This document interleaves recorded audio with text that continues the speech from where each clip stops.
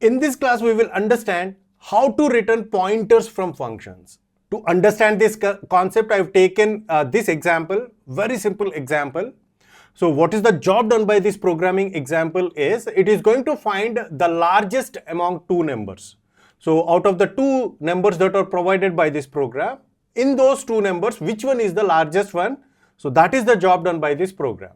So very simple program. So let's understand. First, let's understand the first line of code, which is the declaration. Function prototype is in this program, this is very important point to understand. So the name of the function, and this function is a dedicated function to find the largest among the two numbers. Now find larger is the name of this function, and it is having two pointer variables, the parameters. So these are the two pointer parameters and the return value of this function. So generally, so far in our previous examples, we have seen int, char, float. Means whatever the value that is returned by a particular function is defined here. Now I have added an extra star between the data type and the function name. So what is it? So this is very important to understand. So here, this function is returning a pointer, and that pointer is the variable which stores the address of an integer variable. So int star means we are storing the address of an integer variable. So try to understand that. So this function is going to return an address, and that address is pointing to an integer variable. So that is the meaning of this entire declaration. So this is how we need to understand the declarations. Understanding declarations will make you write the better code. Okay. So now coming to the main function. In this main function, we are having three variables. The variable a, b and pointer p, star p is a pointer variable. And the second line of code is a function call. Now in this function call, what we are sending? We are sending the reference. So call by reference, right? So what is that? Let's assume that the address of A is 100 and the address of B is 200. So we are sending the addresses. So just referencing the variable addresses. So it is 100 and 200. So what happens in the called function is, the value 100 will be assigned to X and the value 200 will be assigned to Y. Okay. Now, how to access the value that is stored in a particular memory address? It is by using indirection operator, right? Now, using this indirection operator, we are getting the values of X and Y, and we are comparing it with the greater than symbol. So, is the value of X means star X means the value stored in the address X, which is 100, means it is 10. So, is 10 greater than 20? So, is it true? No, 10 is less than 20. So which one will get returned? We are going to return this else condition. So in this else, we are having return Y. What it means? What we are returning? We are returning 200. We are returning a pointer. We are returning a memory address. So this is the whole concept that you need to understand in this video. So how to return pointers from functions? So in this function call, we are returning a pointer, we are returning an address. So this is how we have to return the addresses. And in the definition, we are defining it as int star name of the function. So what it means? This function is returning an address, and that address is pointing to an integer value. That address is an address of an integer variable. So int star, so that is very important to understand. Okay, and is 200 an address of an integer variable? Yes, it is an address of integer variable because it is the address of A, B. So 200 is the address of B, which is of type integer. Try to understand that. Okay, now this value will be returned back.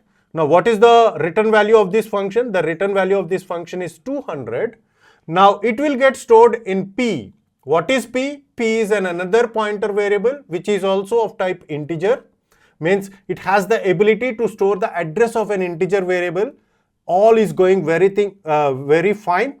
Now this value will get stored in this P. Now we are going to return the value. So we are going to print the larger number which is star P. Star P means the value stored in that pointer variable P.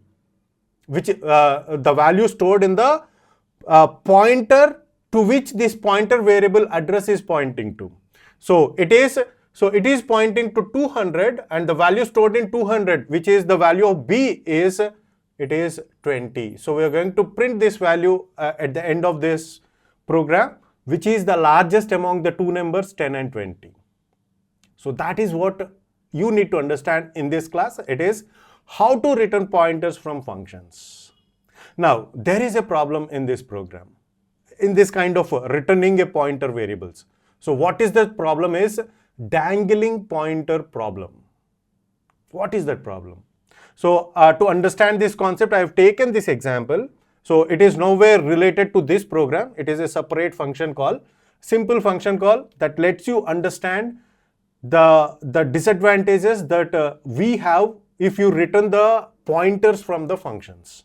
So what is that is, so this is also a function which is returning an address or a pointer.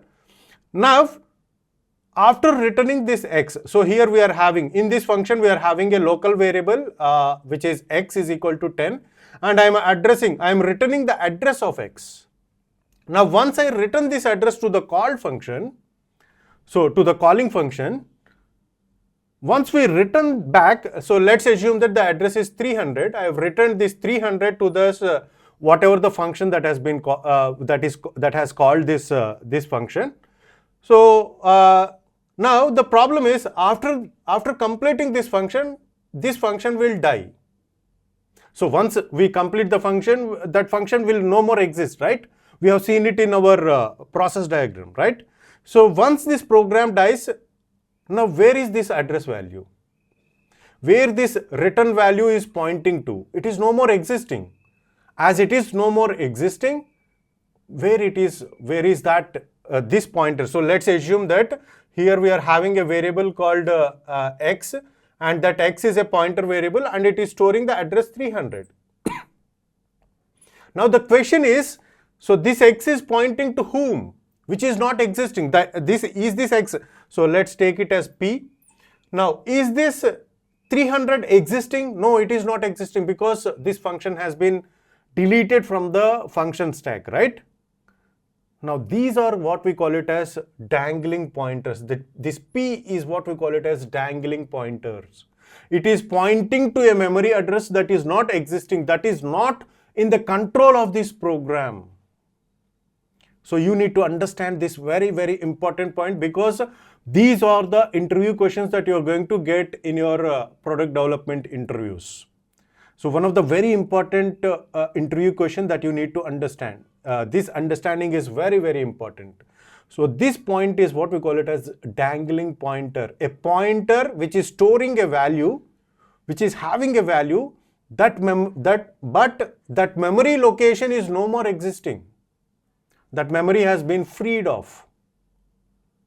Okay, so these are what we call it as dangling pointers, and this is one of the very important observation as a programmer you need to have, and this lets you write the programs efficiently.